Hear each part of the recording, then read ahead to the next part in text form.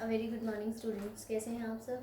बेटा हमने कल अपनी एक्सरसाइज 4.4 का बेसिक कवर किया था, इसमें मैंने आपको माइनर्स और कोफैक्टर्स के बारे में बताया था। ठीक है, अब वही कॉन्सेप्ट पे बेस जो है हम अपनी एक्सरसाइज स्टार्ट करेंगे और फर्दर हम जो है एक्सरसाइज 4.5 और 4.6 के लिए जो मेन इंपॉर्टेंट बेसिक है आज वो डिस्कस करेंगे। ठीक है, तो let's start with our exercise 4.4। देखिए बेटा, एक्सरसाइज 4.4 में आपको बेटा माइनर्स और कोफैक्टर्स निकालने हैं। तो कल हमने पढ़ा था माइनर्स, बेसिकली बताया था कि माइनर्स हैं क्या आपको बताया था बेटा कि डिटर्मिनेंट में जितने भी एलिमेंट्स होते हैं उन सब के उतने ही माइनर होते हैं। जैसे कि मान लीजिए कि अगर आपकी 3x3 ऑर्डर की मैट्रिक्स है तो उसमें कितने एलिमेंट्स हुए, 9 एलिमेंट्स, तो उसके माइनर्स भी कितने होंगे, 9 होंगे। कल हमने बेटा ये भी डिस्कस किया था how we find the minors. आपको ये बताया था बेटा कि माइनर्स दैट इज M11, इसको कैसे रीड करते हैं, कैसे हम इसकी वैल्यू को फाइंड आउट करते हैं, eliminating first row and first column. अगर आपके पास 2x2 की मैट्रिक्स है तो आप क्या करेंगे, फर्स्ट रो फर्स्ट कॉलम को एलिमिनेट करेंगे तो जो आएगा आपके पास that will be your M11। ठीक है, उसी तरीके से मैंने आपको एक एग्जांपल के थ्रू बताया था कि 3x3 ऑर्डर के लिए हम किस तरीके से अपने माइनर्स को कैलकुलेट करते हैं। ठीक है, तो अब देखिए हम स्टार्ट करते हैं अपनी एक्सरसाइज में। वही कॉन्सेप्ट हम दोबारा से यहाँ पर अपनी एक्सरसाइज में देखेंगे। हमारा फर्स्ट क्वेश्चन है बेटा, हमें डिटरमिनेंट की वैल्यू दे रखी है 2 -4 0 3। ठीक है बेटा, और यहाँ पर ये कह रहे हैं कि find the minors for the following determinant. इस डिटरमिनेंट के लिए माइनर्स निकालिए। ठीक है, तो देखो कितने एलिमेंट है बेटा हमारे पास यहाँ पर 1 2 3 4, देयर आर 4 एलिमेंट्स। तो हम सबसे पहले क्या कहेंगे कि माइनर ऑफ A11। कल आपको ऐसे ही समझाया था मैंने कि पहला एलिमेंट ये क्या है मेरा A11। अगर हम इसका माइनर देखें तो हम इसको क्या कह सकते हैं, माइनर एम से नोट करते हैं, that is value of M11 किसके इक्वल होगी, दिस विल इम्प्लाइज। इसका मतलब क्या है बेटा, m माइनर जब हम कैलकुलेट करते हैं तो इसका मतलब eliminating first row first column. ये फर्स्ट रो फर्स्ट कॉलम के एलिमिनेट किया तो कितना बना आपके पास 3, तो यहाँ पर आ गया बेटा आपके पास M11 की वैल्यू 3। उसी तरीके से हम बोले अगर कि माइनर ऑफ A12, अगर हम A12 की वैल्यू निकालें माइनर की तो हमारे पास हम उसको किससे नोट करेंगे, M12 से। अब देखिए इसका मतलब है eliminating first row second column, eliminating first row second column, then we get as 0। Now minor of A21, that is हम इसको किससे डिनोट करेंगे, M21 से डिनोट करेंगे बेटा। ठीक है, यानी का मतलब है कि माइनर ऑफ A11 लिखो या आप M11 लिखो, सेम चीज है आपके पास। तो इसी तरीके से M21 eliminating second row first column, that we get as -4। now minor of A22, that is we are writing the value of M22, minor of M22 eliminating second row second column, then we get as 2। ठीक है बेटा, ये तो हमने क्या निकाल लिए, अपने माइनस निकाल लिए। साथ में हमें और क्या निकालना है, these are the value of your minors. ठीक है, अब हमें निकालने हैं बेटा कोफैक्टर्स भी। अगर हमें कोफैक्टर्स भी निकालने हैं तो क्या हमने पढ़ा था, बेसिकली आपको कल बताया था मैंने कि हम कोफैक्टर कैसे फाइंड आउट करते हैं। आपको बताया था कि -1 raise to the power I + J, that is जितने भी आपके पास रो और कॉलम जो भी जिस पे भी आप काम कर रहे हैं, जैसे कि मान लीजिए कि कोफैक्टर को कल सबसे पहले बताया था कि कैपिटल A से डिनोट करते हैं। अगर अब यहाँ पर मेरे 4 माइनर हैं तो कोफैक्टर भी मेरे कितने होंगे, 4 होंगे, A11 A12 A21 और A22। ये किसको डिनोट करें बेटा, कोफैक्टर्स को। फिर हमने बताया था कि जो भी आपकी माइनर की वैल्यू आई है, दैट इज अगर M11 माइनर है तो उसका कोफैक्टर क्या होगा, A11। तो M11 की वैल्यू को जब आप -1 raise to the power row plus column की सम से, यानी कि रो प्लस कॉलम जो भी आपके पास आएंगे उनका सम रेज टू दी पावर में कर दें, उससे मल्टीप्लाई कर दें, that it forms your cofactor. For example देखिए यहाँ पर माइनर की वैल्यू कितनी है बेटा, फर्स्ट केस में माइनर की वैल्यू कितनी है मेरे पास 3। अब मैं यहाँ पर बोलूँ -1 raise to the power, row कितना है बेटा 1, कॉलम कितना है बेटा 1, that is raise to the power 1 + 1। अब -1 raise to the power 1 + 1 means कितना हो गया 2, -1 का स्क्वायर क्या हो गया +1, दैट इज 3। ठीक है, उसी तरीके से सेकंड कोफैक्टर लिखेंगे हम। अब हम यहाँ पर कितना है हमारा 0, तो -1 रेज टू दी पावर 1 + 2। अब 0 है तो कंप्लीटली वैल्यू कितनी हो जाएगी मेरे पास 0, नेगेटिव और पॉजिटिव से कोई फर्क पड़ेगा ही नहीं। Now M21 that is -1 raised to the power 2 + 1, और M21 की माइनर की वैल्यू कितनी आई है मेरे पास यहाँ पर 4। अब देखिए -1 raised to the power 3 odd हो गया, तो यहाँ पर मेरे पास ये वैल्यू +4 के प्लेस पे कितनी आ जाएगी कोफैक्टर की, -4। Now a22 minus 1 raised to the power 2 plus 2 into the cofactor minor, that is minor की वैल्यू कितनी है 2. अब minus 1 raise to the power कोई इवन नंबर आ गया यानी कि ये प्लस हो जाएगा, that is value will be 2. तो इस तरीके से बेटा हम निकालते हैं अपने माइनस और cofactor for a 2 cross 2 order matrix. ठीक है बेटा, क्लियर है. इसी तरीके से बेटे अब हम अपना चेक करते हैं. अब सेकेंड पार्ट जो है बेटा वो आप इजीली खुद कर सकते हो. जनरल में दे रखा है आपका A B C and D. ठीक है, तो ये था क्वेश्चन नंबर 1 का 1 पार्ट. अब क्वेश्चन नंबर 2 में भी इसी तरीके से बेटा आपके पास 2 पार्ट हैं. फर्स्ट पार्ट में डिस्कस आपके साथ कर रही हूँ, second part do it by yourself. ठीक है, सॉरी मैं सेकेंड पार्ट कर देती हूँ. फर्स्ट पार्ट इजी है क्योंकि ज्यादा जीरो है वहां पर, वो आप खुद कर लीजिएगा. सेकेंड पार्ट में आपके साथ डिस्कस कर रही हूँ. In the second part there is element 1 0 4 1 0 4 3 5 -1 0 1 2 ये है बेटा. और हमें कह रहे हैं कि आपको minor as well as cofactor यहाँ से कैलकुलेट करने हैं. अब ये इंपॉर्टेंट है, तो देखिए इसको हम किस तरीके की 3 क्रॉस 3 ऑर्डर का है, तो इसको हमने कैसे सॉल्व करना है एक बार देखिएगा. इसको सबसे पहले आपको बताया कि माइनर्स हम इस तरीके से अपने एक तरफ माइनर लिख लेते हैं और एक तरफ कोफैक्टर्स लिख लेते हैं. मान लीजिए हमने इधर लिख लिया है माइनर्स और साथ साथ में हमने इधर लिख लिया है अपना कोफैक्टर. अब देखिए हम इनको कैसे कैलकुलेट करते हैं.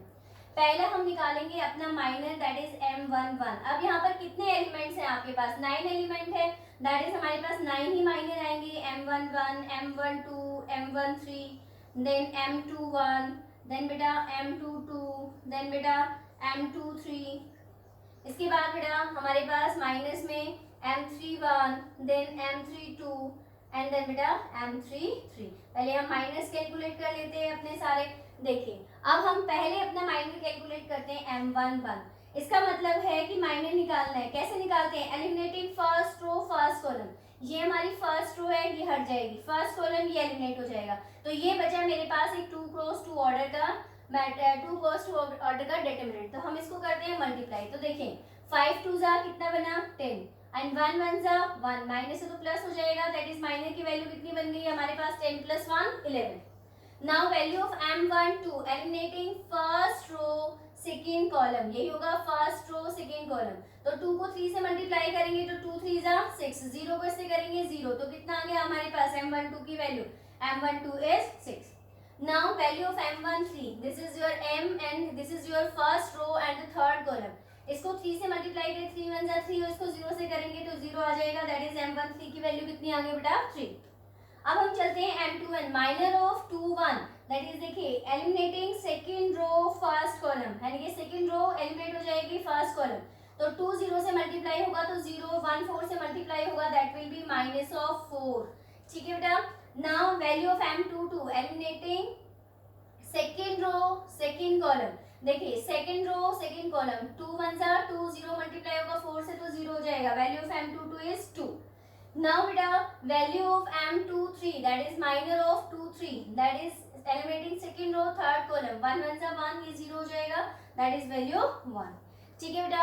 now m31, now third row first column, बेटा ये तो आपका 0 हो गया, 5 4 जा 20, it means minus of 20. Okay हम डिफरेंस लेते हैं. now m32 -1 1 से मल्टीप्लाई होगा कितना बना बेटा -1 and 4 3 जा 12, कितना बना बेटा -13. Now m33 third row third column 5 1 जा 5, 0 से मल्टीप्लाई होने पर 0, तो ये आ गई हमारे पास किसकी वैल्यू, माइनस की वैल्यू. ठीक है. अब हमें इसी के, ये तो हमने माइनस की वैल्यू निकाली है, अब हमें निकालनी है कोफैक्टर्स की वैल्यू. आपको बताया कि -1 रेज टू दी पावर करके देख लिया कीजिए. तो यहाँ पर अगर आप इसको इन शॉर्ट लिखना चाहे तो आप कैसे लिख सकते हैं इसको, देखिएगा हम ये देख लेते हैं कि क्या इनका सम करने पर अगर मेरे पास वैल्यू प्लस आती है, यानी कि 1 + 1 2 इवन आती है, तो हम क्या करेंगे, अपनी जो माइनर की वैल्यू है उसमें कोफैक्टर की वैल्यू को एज इट इज लिख देंगे. लेकिन अगर इनको ऐड करने के बाद मेरे पास ऑड आ जाता है नंबर, तो हमारे पास कोफैक्टर की वैल्यू कैसी हो जाएगी, नेगेटिव. तो जरूरी नहीं है आपको इस फॉर्मेट में लिख के दिखाना, आप डायरेक्टली भी लिख सकते हो. देखो ये मैंने ऐसे आपको लिख के दिखा दिया. अब हम डायरेक्टली अगर अपने आंसर को लिख के देखना चाहें तो देखिए कैसे लिखेंगे. जिस तरीके से हमारे 9 माइनर्स है उसी तरीके से कोफैक्टर भी हमारे कितने होंगे 9. हम लिस्ट कर लेते हैं, that is a11 a12 a13 A21, A22, A23, then A31, A32 and बेटा A33। देखिएगा नाउ A11 कोफैक्टर लिखना है हमें A11, 1 + 1 कितना है 2, इवन है तो अब देखिए माइनर की वैल्यू कितनी आ रही है मेरी 11, तो यहाँ पर भी वैल्यू कितनी आ जाएगी 11, that is no sign change. Now A12 1 + 2 3 और बन रहा है, M12 की वैल्यू कितनी आ रही है 6, तो ये कितनी हो जाएगी बेटा -6। बस यही डिफरेंस है माइनर ऑफ कोफैक्टर में, ठीक है। नाउ M13 अब इधर देखिए 1 + 3 4 इवन है तो इसलिए जो भी वैल्यू होगी वो एज इट इज आएगी। A21 कितनी वैल्यू है M21 की -4, 2 + 1 3 ऑड है तो -4 क्या बन जाएगा +4। नाउ A22 M22 की वैल्यू कितनी है 2, तो A22 की वैल्यू भी कितनी आएगी 2। सिर्फ हमारे पास जो ऑड एंट्रीज है उन पे आके क्या हो जाएगी साइन चेंज करेगी, अदरवाइज अपनी जो इवन वैल्यूज है उन पे साइन सेम रहेगा। A23 अब यहाँ देखिए 2 3 ऑड हो गया, वैल्यू कितनी है इधर 1, तो यहाँ पर कितनी आएगी -1। अब इधर देखिए बेटा A31 यानी कि आपका इवन है -20 वैल्यू है तो इधर भी कितना आएगा -20। नाउ A32 वैल्यू कितनी है बेटा -13, 3 + 2 5 ऑड है तो -13 के प्लेस पे क्या आएगा +13। इधर है बेटा 3 3 इवन है तो जो भी वैल्यू होगी वो आपकी क्या रहेगी एज इट इज। तो इस तरीके से हम अपने 3 क्रॉस 3 ऑर्डर का जो डिटरमिनेंट होते हैं उसके माइनर्स और कोफैक्टर्स को कैलकुलेट करते हैं, ठीक है बेटा। तो एक बार इसको प्लीज देख लीजिए, अगर कोई डाउट है तो आप मुझे कमेंट करके बता सकते हैं, मैं इसको दोबारा से रिपीट करवा दूंगी, ठीक है। तो please have a look on this.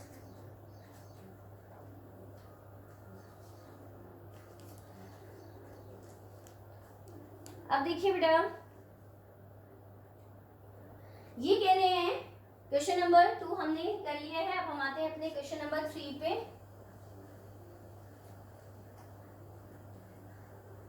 Question number 3 को देखते हैं बेटा।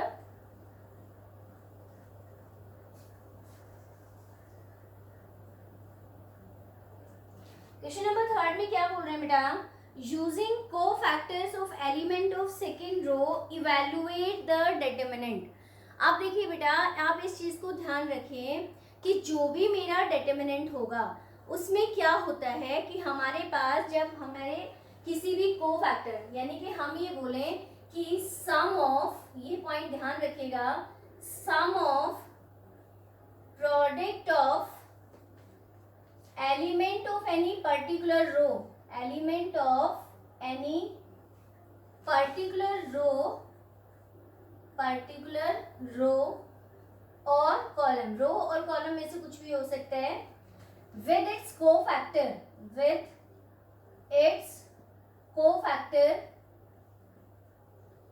इवैल्यूएट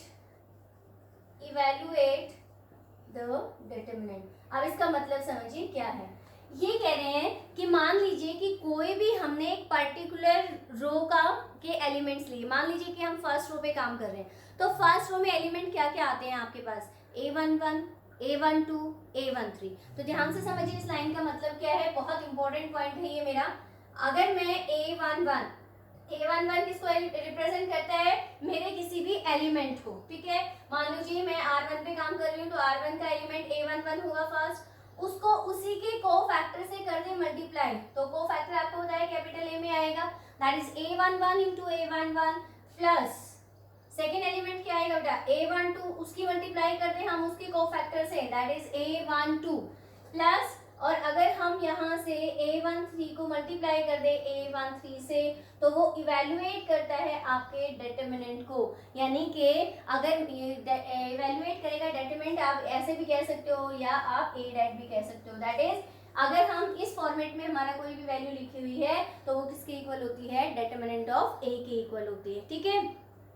अब इसी कॉन्सेप्ट को हम यूज करते हुए अपना क्वेश्चन नंबर 3 सॉल्व करेंगे। क्वेश्चन नंबर 3 में ये कह रहे हैं कि पर्टिकुलर हमें कोई भी एक कॉलम लेना है और इसे नेक्स्ट वाले में हमें कोई भी एक रो आई थिंक सो सजेस्ट करनी है वहां से। तो देखिएगा अब हम इस कॉन्सेप्ट को कैसे यूज करेंगे, कैसे अपने डिटरमिनेंट को इवैल्यूएट, क्योंकि क्या करेंगे evaluate the determinant that is find that of A, और A डैट हम कैसे कैलकुलेट कर सकते हैं, जब हम उसी के जो आपकी पर्टिकुलर रो या कॉलम है उसी के एलिमेंट्स को उसी के कोफैक्टर से मल्टीप्लाई कर दें।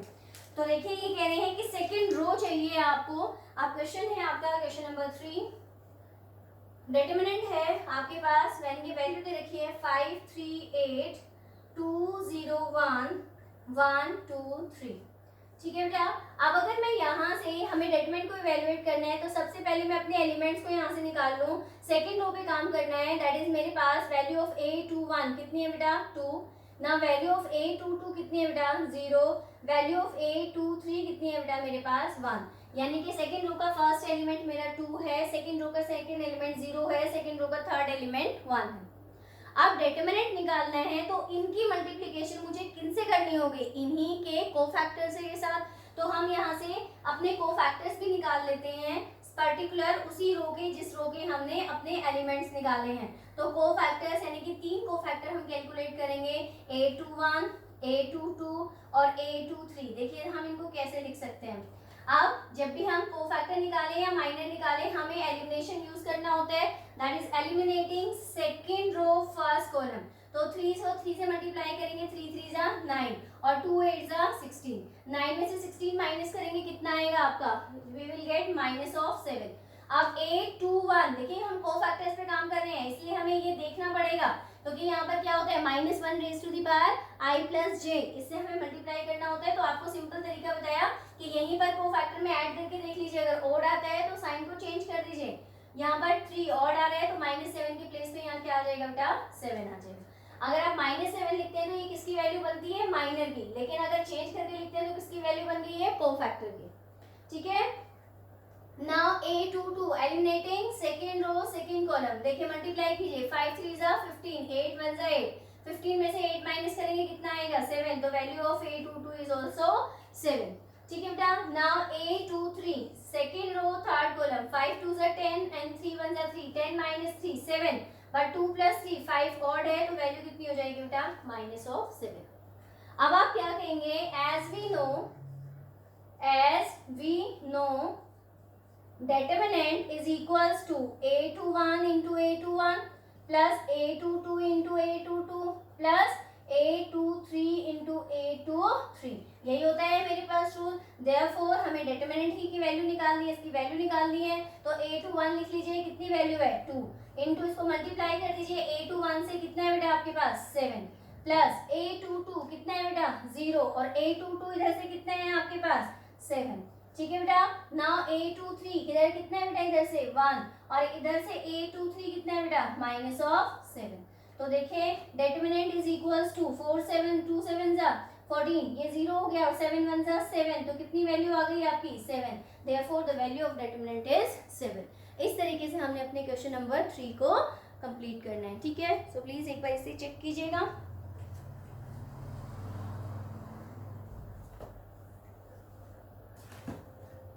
इसको समझने की कोशिश कीजिए बेटा।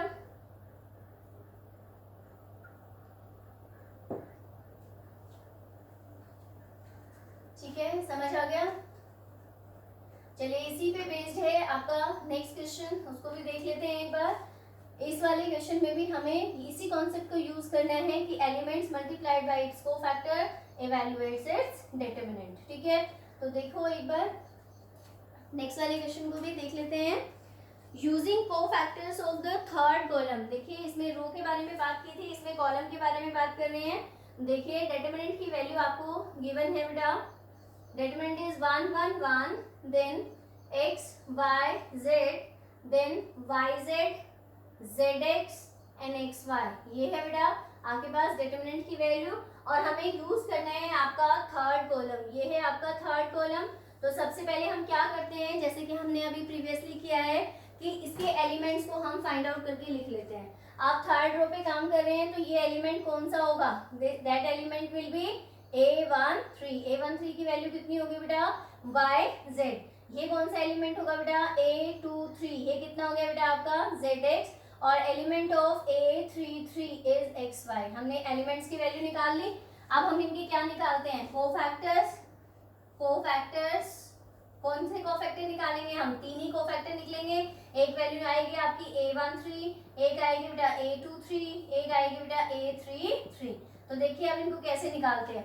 A13 that means eliminating first row third column, तो देखिए फर्स्ट रो थर्ड कॉलम तो कितना आएगा z minus of y, z minus y। अब ये पॉजिटिव आएगा या नेगेटिव, उसके लिए देखिए 1 + 3 4 इवन है, नो साइन चेंज ना। इसके बाद आते हैं बेटा हम a 2 3 eliminating second row third column, that is z minus of x, कितना है बेटा z माइनस x। तो a 2 3 पॉजिटिव नहीं होगा, नेगेटिव होगा, क्यों, क्योंकि 2 + 3 आपका ऑड आ रहा है, इसलिए माइनस साइन। ठीक है, आप इसको अदर लैंग्वेज में क्या कह सकते हैं, -z + x, that is you can say x minus of z। Now a 3 3 eliminating third row third column, that is y minus of x, y minus x। यही आ गया आपके पास तीनों की वैल्यू। अब हमें यहाँ से अपने डेटर्मिनेंट की वैल्यू कैलकुलेट करनी है, तो हम कॉन्सेप्ट क्या यूज करेंगे कि अपने जो एलिमेंट्स हैं उनको कोफैक्टर के साथ मल्टीप्लाई कर देंगे। तो therefore we can say from here determinant is equals to a13 into capital of a13, now a23 into a23 plus a33 into a33, ऐसे लिखेंगे बेटा हम यहाँ से, that is determinant is equals to a13 कितना है बेटा आपका y z, उसको मल्टीप्लाई करेंगे a13 से, that is z minus of y। ठीक है बेटा, नाउ a23 कितना है बेटा मेरा zx, इसको मल्टीप्लाई करेंगे हम x माइनस ऑफ z के साथ। ठीक है, इसके बाद बेटा मेरा आता है a33, दैट इज वैल्यू है xy, उसको मल्टीप्लाई करेंगे किसके साथ, y माइनस ऑफ x के साथ। ठीक है, बस अब इनको मल्टीप्लाई कर लेते हैं। Therefore determinant is equals to, ये क्या बनेगा बेटा yz², ये क्या बनेगा y²z, ये क्या बनेगा बेटा zx² minus of z²x, plus हो बेटा ये क्या बनेगा आपका xy² माइनस ऑफ x²y। ठीक है, अब हम y² की टर्म को एक साथ लिख लेते हैं। Therefore determinant is equals to, देखिए पहले x² की टर्म देखते हैं, यहाँ है x² और यहाँ है आपका x²। अगर आप x² को बाहर निकालते हैं तो कितनी वैल्यू बचेगी आपकी z minus of y, x² into z minus of y।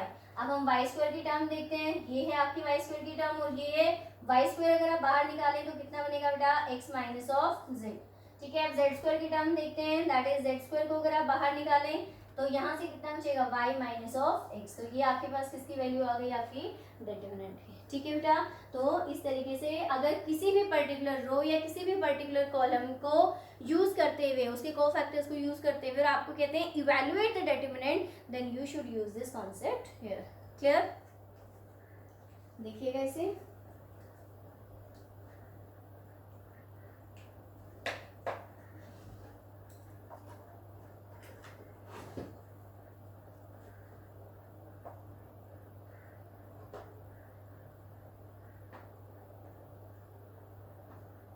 अब हम चलते हैं बेटा इसके लास्ट क्वेश्चन पे, देख लिया होगा आपने। देखिए बेटा क्वेश्चन नंबर 5 में ये आपसे पूछ रहे हैं इफ डिटरमिनेंट, नॉर्मल डिटरमिनेंट की वैल्यू कह रहे हैं कि एक डिटरमिनेंट आपके पास a11 a12 a13, देखिए सिंपल से एक चीज पूछ रहे हैं, जनरल है 1 मार्क में आ सकता है, यही कॉन्सेप्ट अभी हमने यूज किया है। ये कह रहे हैं कि कोई भी एक डिटरमिनेंट है जो 3x3 ऑर्डर का हो, तो 3x3 ऑर्डर के लिए हम उसको ऐसे तो लिखेंगे a11 a12 a13, then a21 a22 a23, then a31 a32 and a33। ये कह रहे हैं कि ये हमें डिटरमिनेंट की वैल्यू दे रखी है।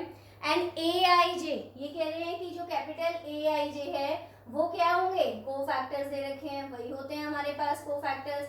और स्मॉल aij ये क्या होंगे बेटा मेरे पास, एलिमेंट्स ऑफ पर्टिकुलर रो और कॉलम हम कह सकते हैं।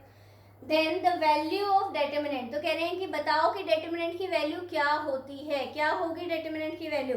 तो देखिए अगर मैं यहाँ से ये देखो जितने भी ऑप्शन है उसमें a11 को a31 से मल्टीप्लाई किया हुआ है पहले वाले ऑप्शन में, लेकिन हमने अभी आपको कॉन्सेप्ट में क्या बताया कि सेम रो के एलिमेंट्स को सेम रो के कोफैक्टर से मल्टीप्लाई करने पर ही डिटरमिनेंट की वैल्यू आती है। तो यहाँ पर देखिए जैसे कि हमने a13 एलिमेंट लिया था तो कोफैक्टर भी कौन सा लिया था, a13 ही लिया था। तो यहाँ पर जो आपका सेकेंड ऑप्शन है उसी में ही आपका बी ऑप्शन में ही गिवन है a11 into A capital of a11, that is element is multiplied by the cofactor. तो आपका जो ऑप्शन बी होगा दैट विल बी करेक्ट। ठीक है बेटा, तो ये थी आपकी एक्सरसाइज 4.4 जहाँ पर हमने माइनर्स और कोफैक्टर्स के कॉन्सेप्ट को यूज किया है। ठीक है, अब इसी कॉन्सेप्ट को हम आगे फर्दर एक्सटेंड करते हुए जो है आपको बहुत इंपॉर्टेंट टॉपिक बताने वाली हूँ, जो आपका 4 मार्क में भी आपके इसको कवर करेगा और 6 मार्क्स में भी यहाँ से आपका क्वेश्चन जो है वो आएगा। ठीक है, आपने इसको देख लिया होगा। तो चलिए अब हम नेक्स्ट स्टार्ट करते हैं अपना टॉपिक, जो बहुत इम्पॉर्टेंट है। इस टॉपिक को आपने बहुत अच्छे से समझना है। देखिए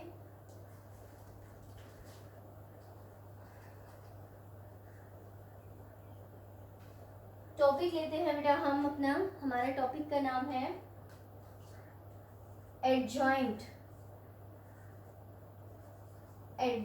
ऑफ अ मैट्रिक्स। इस तरीके से आता है, find the adjoint for the matrix. इस तरीके से आता है कि हमें क्या कैलकुलेट करना होगा, वहाँ पर एडजॉइंट कैलकुलेट करना होगा। ठीक है बेटा, देखो अभी तक हमने आपके साथ जो जो पॉइंट्स डिस्कस किए हैं चैप्टर नंबर 4 में, हमने सबसे पहले बताया कि डिटरमिनेंट क्या होता है, फिर हमने डिटरमिनेंट को एक्सपेंड करना सीखा, फिर उसी एक्सपेंशन से जो है हमने कुछ रूल्स को लगाते हुए, प्रॉपर्टीज़ को यूज़ करते हुए हमने अपनी एक्सरसाइज 4.2 सॉल्व की। फिर हमने एरिया के बारे में पढ़ा कि बेसिकली अगर डिटरमिनेंट हमें मेथड यूज़ करना होता है तो डिटरमिनेंट मेथड को यूज़ करते हुए किस तरीके से हम किसी भी ट्राइंगल का एरिया कैलकुलेट कर सकते हैं। उसमें भी हमने 4 टाइप के क्वेश्चंस पढ़े आपके पास। फर्दर हमारे पास कॉन्सेप्ट है माइनस एंड कोफैक्टर्स का। अब ये सारी चीज़ें अब आपस में लिंक चल रही हैं। ठीक है, अब हमारे पास बात आती है कि ये एडजॉइंट क्या होता है। अब ये एडजॉइंट क्या होता है बेसिकली बेटा, एडजॉइंट को हम इन शॉर्ट में अगर कहें तो adjoint of any matrix A ऐसे लिखते हैं, एडजॉइंट ऑफ ए, स्मॉल ए लिखा जाता है यहाँ पर, दैट इज एडजॉइंट ऑफ ए क्या होता है बेटा, हम सिंपल लैंग्वेज में डिफाइन कर देते हैं, that is transpose of cofactors.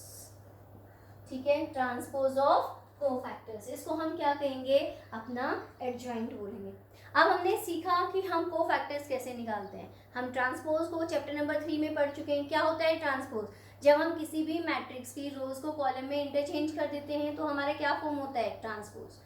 तो यहाँ पर हम क्या करते हैं कि देखो अगर हमारे पास कोई भी मैट्रिक्स है, फॉर एग्जाम्पल मैं इसको एग्जाम्पल के थ्रू डिफाइन करती हूँ। लेट ए, हमने कोई भी एक मैट्रिक्स ले ली जिसमें हमने कहा हमने 3x3 की मैट्रिक्स ले लेते हैं, A11 A12 general matrix, A21 A22 A23 A31 A32 A33। ध्यान दीजिएगा मैंने यहाँ पर क्या लिया है, मैट्रिक्स लिया है, कौन से ऑर्डर की, 3x3 की।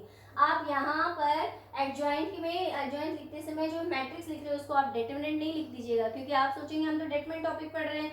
तो मैंने स्टार्टिंग में बताया था कि डिटरमिनेंट और मैट्रिक्स काफ़ी एक दूसरे के साथ एक दूसरे की हेल्प करते हैं, एक दूसरे को सॉल्व करने के लिए, दैट इज इसलिए हम यहाँ पर क्या लेते हैं, मैट्रिक्स लेते हैं इंस्टेड ऑफ डिटरमिनेंट। ठीक है, तो अगर मेरे पास कोई भी मैट्रिक्स ऐसे गिवन है और इस मैट्रिक्स 3x3 ऑर्डर की मैट्रिक्स के लिए अगर हम इसकी जो आपकी कोफैक्टर मैट्रिक्स लेते हैं, दैट इज अगर हम कोफैक्टर मैट्रिक्स को AIJ से डिनोट कर सकते हैं, दैट इज अगर हम बोलें तो क्या इसकी कोफैक्टर मैट्रिक्स आपके पास इस तरीके से आएगी, A1 A11 A12 A13 A21 A22 A23 A31 A32 and A33, यही होंगे। क्योंकि अभी हमने पढ़ा कि कैपिटल्स हम किसको डिनोट करते हैं, आपके पास आपकी जो कोफैक्टर मैट्रिक्स आती है, ये AIJ क्या है, आपकी कोफैक्टर मैट्रिक्स। कौन सी मैट्रिक्स है, कोफैक्टर मैट्रिक्स।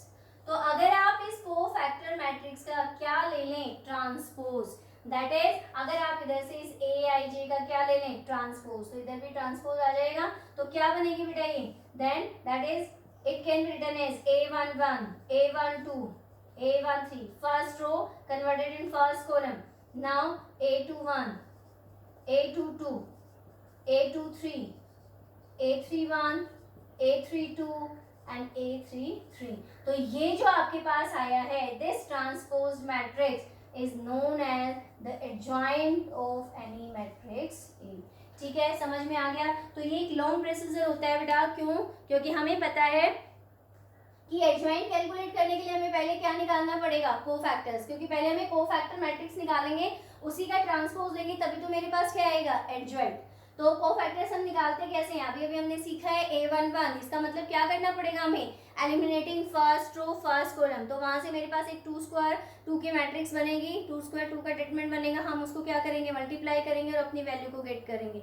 यही हमारे पास तरीका होता है। तो इसी तरीके से बेटा हम अपने सारे कोफैक्टर्स की वैल्यू कैलकुलेट करेंगे, उससे एक मैट्रिक्स फॉर्म कर लेते हैं और उसका ट्रांसपोज हमारे पास क्या आएगा, एडजॉइंट ऑफ मैट्रिक्स ए।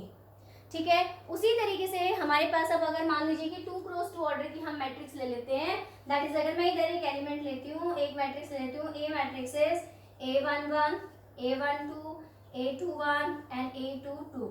तो इसका भी इन्वर्स निकालने के लिए तरीका यही होगा हमारे पास, लेकिन इसको हम इन शॉर्ट कोई ट्रिक नहीं बता सकते, ये कंप्लीटली आपके पास लॉन्ग मेथड के अकॉर्डिंगली चलता है। लेकिन इसके लिए हमें क्या करना होता है, अगर आपको किसी भी 2 क्रॉस 2 ऑर्डर मैट्रिक्स का एडजॉइंट कैलकुलेट करना हो तो एक शॉर्ट मेथड आपको बता रही हूँ, आप क्या कीजिए कि जो आपके पास ये दो एलिमेंट है A11 और A22, that is value A11 और A22, इनको जो है आपस में क्या कर दीजिए, इनको कर दीजिए इंटरचेंज। ठीक है, क्या कर दीजिए, इंटरचेंज। और जो आपका एलिमेंट है A21 और A12, जो ये आपके एलिमेंट बचे हैं, इनके क्या कर दीजिए, चेंज द साइन, इनके साइन को क्या कर दीजिए, चेंज साइन। तो आपका जो आएगा that will be your adjoint of A. देखो एग्जांपल कोई भी ले लीजिए, मान लीजिए कि आपने ए मैट्रिक्स कुछ ऐसे ले ली 1 7 5 9, ये आपने वैल्यू ले ली। तो आप क्या करेंगे, अगर इसका एडजॉइंट कैलकुलेट करना है 2 क्रॉस 2 का, तो ये देखिए ये एलिमेंट क्या है मेरे 1 और 9, इनको आपस में कर दीजिए interchange, that is adjoint of A is equals to, यहाँ पर 9 लिख दीजिए, यहाँ पर लिख दीजिए 1, दैट इज इनकी प्लेस को चेंज कर दीजिए। और जो आपका ये 7 और 5 है, इनके साइन चेंज कर दीजिए, दैट इज इसको -7 कर दीजिए और इसको -5 कर दीजिए, ये आपका आ गया एडजॉइंट ऑफ ए। ठीक है, ये शॉर्ट तरीका है करने का। ठीक है, मान लीजिए कि 1 मार्क में आपसे पूछा जाता है तो आप फटाफट से इसको ऐसे करके दिखा देंगे। ठीक है, अब हम इसको प्रूफ भी करके दिखा देते हैं कैसे। ये आपके पास मैट्रिक्स थी। अब हमारा तरीका क्या होता है कि हम कोफैक्टर्स कैलकुलेट करें। अगर मैं यहाँ से अपना कोफैक्टर निकालती हूँ A11, सॉरी सबसे पहले हम क्या निकालेंगे A11, तो क्या होता है, eliminating first row first column, value कितनी आ गई बेटा आपके पास 9, 1 + 1 2, कोई साइन चेंज नहीं। इसके बाद हम किस पे आ जाते हैं बेटा, A12, eliminating first row second column, यही आता है आपके पास, eliminating first row second column, कितनी वैल्यू आ गई 5, दैट इज A12 1 + 2, ऑड है तो माइनस हो गया। इसके बाद बेटा हम चले A21, eliminating second row first column, कितना आया 7, लेकिन ये भी कैसा आएगा माइनस, क्योंकि 2 + 1 3, ऑड है इसलिए माइनस। अब हम किस पे चलते हैं, A22, eliminating second row second column, value कितनी आ गई 1। अब हम इससे क्या लिखे, अपनी कोफैक्टर मैट्रिक्स लिख लेते हैं। तो कोफैक्टर मैट्रिक्स लिखेंगे आप, तो वो कोफैक्टर मैट्रिक्स किसके इक्वल आएगी, कुछ इस तरीके से आएगी, A11 9, A12 -5, A21 -7, A22 1। अब हमें लिखना क्या है, ट्रांसपोज, तो हम सॉरी एडजॉइंट लिखना है, तो एडजॉइंट लेंगे, तो देयरफॉर एडजॉइंट ऑफ ए किसके इक्वल होता है, जो ये कोफैक्टर मैट्रिक्स आई है इसका क्या ले लें, ट्रांसपोज। ट्रांसपोज लेंगे तो आपकी फर्स्ट रो किस में लिख देंगे हम, as a first column, second row as a second column. तो देखिए क्या 9 -7 -5 1, इधर भी क्या है 9 -7 -5 1। ठीक है, तो देखो बेटा अगर आपका 3 क्रॉस 3 ऑर्डर में एडजॉइंट कैलकुलेट करना होता है तो हमें सारे कोफैक्टर्स की वैल्यू कैलकुलेट करके दिखानी होती है। यहाँ पर हमारे पास कोई शॉर्ट तरीका नहीं होता है, लेकिन 1 मार्क में बेसिकली क्वेश्चन पूछा जाता है कि कोई भी दे देंगे आपको 2 क्रॉस 2 ऑर्डर की मैट्रिक्स और आपको कहेंगे कि आप उसका एडजॉइंट कैलकुलेट करिए। ज़्यादा टाइम तो हमारा इस प्रोसीजर में भी नहीं लगेगा 2 क्रॉस 2 में, लेकिन ये हमारा इंस्टेंट बिल्कुल 1 स्टेप में आपका आंसर देता है। तो ये आप तब करेंगे जब आपका 1 मार्क में ये पूछा गया हो कि 2 क्रॉस 2 ऑर्डर दे दें और आप फटाफट से अपने आंसर को चेक कर सकते हैं कि आप किस तरीके से अपना एडजॉइंट ऑफ ए कैलकुलेट करेंगे। ठीक है बेटा, तो हमने क्या करना है, जो पहले मेरा A11 और A12 है उनको आपस में क्या कर देना है, इंटरचेंज, और जो हमारे A21 और A12 है उनके साइन को हमने क्या कर देना है, चेंज। तो वो आपका क्या फॉर्म करेगा, एडजॉइंट ऑफ ए। ठीक है बेटा, क्लियर है, तो एक बार इसको देख लीजिए अच्छे से।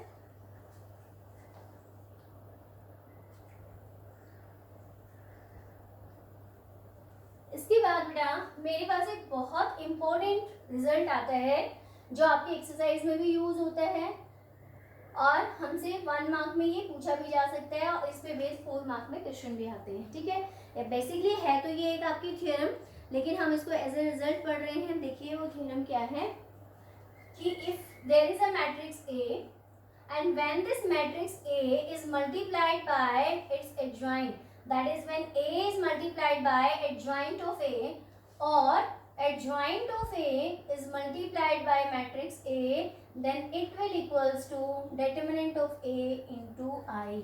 ये बहुत ही आपकी का इम्पोर्टेंट रिजल्ट है और इस पे बेस्ड आपके क्वेश्चन भी आते हैं और 1 मार्क में ये आपसे पूछा भी जाता है, ठीक है बेटा। अब ये देखिए कि हम इसको, इस प्रॉपर्टी को हम अपना प्रूफ कैसे करेंगे, ठीक है। तो मान लीजिए कि हम यहाँ से अपनी मैट्रिक्स, जो स्क्वायर मैट्रिक्स की बात की है, हम वो एक स्क्वायर मैट्रिक्स ले लेते हैं आपने, ठीक है। तो हाँ, अगर हम यहाँ से स्क्वायर मैट्रिक्स लें, दैट इज मैट्रिक्स ए, वो किसके इक्वल आएगी बेटा? A11, A12, A13, A21, A22, A23, A31, A32, A33, ये हमारे पास क्या आ गया बेटा? Matrix A. यहाँ हमने मैट्रिक्स ए लिख ली। अब हमें, हमारे पास आता है एडजॉइंट ऑफ ए। अब हम एडजॉइंट ऑफ ए क्या कहते हैं कि हम इसी मैट्रिक्स से कोफैक्टर निकालें, उनका ट्रांसपोज ले लें। तो जो मेरे पास ये मैट्रिक्स आती है, यानी कि ये मैट्रिक्स, तो ये मेरे पास, मैं इसको क्या बोल दूं? एडजॉइंट ऑफ ए बोल दूं। एडजॉइंट ऑफ ए यही आएगी, यानी कि इसका ट्रांसपोज। तो हम इसको जब लिखेंगे तो क्या ये वैल्यू हमारे पास इसके इक्वल आएगी? जो हमने यहाँ पर लिखी हुई है, ट्रांसपोज लेने के बाद ये वैल्यू किसके इक्वल आएगी? That is adjoint of A is equals to cofactor matrix transpose, therefore adjoint of A की ये वैल्यू आ गई। अब हमें जो प्रूफ करना है, कह रहे हैं कि ए को एडजॉइंट ऑफ ए से मल्टीप्लाई करते हैं। तो चलिए हम लेते हैं A into adjoint of A is equals to, अब हम पहले लेते हैं अपना ए मैट्रिक्स, लिखते हैं इधर क्या आएगी बेटा? A11, A12, A13, A21, A22, A23, that is A31, A32, A33। इसको किससे मल्टीप्लाई करना है बेटा मेरे को? इसी की ट्रांसपोज, इसी की जो आपके पास एडजॉइंट मैट्रिक्स है उसके साथ। तो ये है मेरा adjoint, that is A11, now A12, A13, now A21, A22, now A23, that is A31, A32 and A33, यही आएगा बेटा। अब हमें इसकी करनी है मैट्रिक्स मल्टीप्लिकेशन। हमने कॉन्सेप्ट पढ़ा है थर्ड टॉपिक में अपना मैट्रिक्स मल्टीप्लिकेशन का। तो देखिए एक बार जरा ध्यान से देखिएगा, ये मेरी है फर्स्ट रो, इसको जब हम करेंगे अपने फर्स्ट कॉलम के साथ मल्टीप्लाई, दैट इज A11 किससे मल्टीप्लाई होगा? A11 से। A12 किससे मल्टीप्लाई होगा? A12 से। A13 किससे मल्टीप्लाई होगा? A13 से। तो क्या ये एलिमेंट्स हैं और ये आपके कोफैक्टर्स हैं? अभी हमने बताया कि जब भी हम अपने एलिमेंट्स को कोफैक्टर के साथ मल्टीप्लाई करते हैं तो डिटरमिनेंट की कोई ना कोई वैल्यू आती है, लेकिन जब इनको किसी दूसरे एलिमेंट्स के साथ मल्टीप्लाई किया जाता है, जैसे कि अगर मैं A11 को A21 से करूं, A12 को A22 से, A13 को A23 से, तो ये वैल्यू क्या देगा आपको? 0 देगा।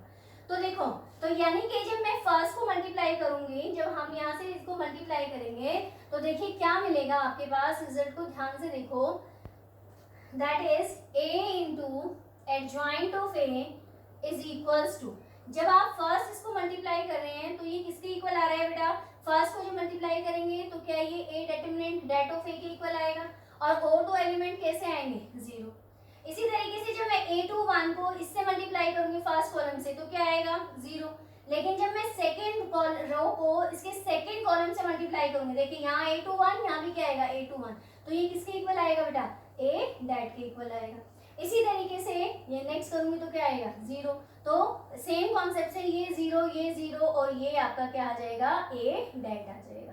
क्लियर है? अब मेरे पास that is A into adjoint of A। अब मेरे को ये पता है कि ये मेरे पास क्या है? मैट्रिक्स। अगर ये डिटरमिनेंट होता तो हमारे पास, हम यहाँ से A डेट बाहर निकालते, फिर यहाँ से निकालते, फिर यहाँ से, तो डिटरमिनेंट A क्यों बाहर आता। लेकिन हम किसके बारे में पढ़ रहे हैं अभी? मैट्रिक्स। और ऐसी मैट्रिक्स जिसमें हमारे पास कुछ एक डायगोनल एलिमेंट्स एक जैसे होते हैं, वहां से हम कॉमन निकालें तो वो स्केलर होती है। तो क्या अगर मैं यहाँ से A डेट को बाहर निकालूं तो ये आपके पास कुछ ऐसी मैट्रिक्स बनेगी 0 1 0 0 1 0 0 0 1 0 0 0 1। तो क्या मेरे पास ये A det into I matrix के इक्वल आ गया? यही आपको प्रूफ करना था, ठीक है। तो ये बहुत इंपॉर्टेंट रिजल्ट है, पेपर में पूछा जाता है इस रिजल्ट के बारे में, तो इस रिजल्ट को आप अच्छे से चेक कीजिएगा। अब जो हमारा कॉन्सेप्ट है अपना एडजॉइंट का, और जो कॉन्सेप्ट हमारा इस पे बेस्ड आएगा इस थ्योरम पे, इसको हम नेक्स्ट अपनी फर्दर क्लास में आपके साथ डिस्कस करेंगे, ठीक है। तो ये जो आपका एडजॉइंट का कॉन्सेप्ट है, माइनर्स, कोफैक्टर्स, एडजॉइंट, और आगे जो हम पढ़ने वाले हैं inverse through by adjoint method, that is most important, ठीक है। तो आज आप इस कॉन्सेप्ट को यहाँ तक पढ़िएगा, और अगर कोई भी प्रॉब्लम है तो मुझे कमेंट करके बताइएगा। नेक्स्ट वीडियो स्टार्ट करने से पहले मैं आपके कमेंट को देखकर उसका आपकी जो प्रॉब्लम है उसको सॉल्व करूँगी, ठीक है बेटा। So thank you and have a nice day.